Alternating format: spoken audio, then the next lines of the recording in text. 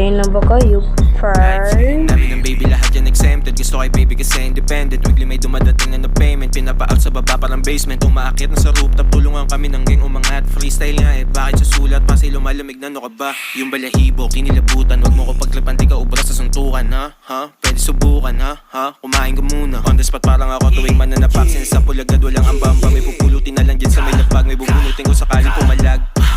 Sabi niyo gusto niyang anak, sabi ko di ko inalam. Like just let me fuck.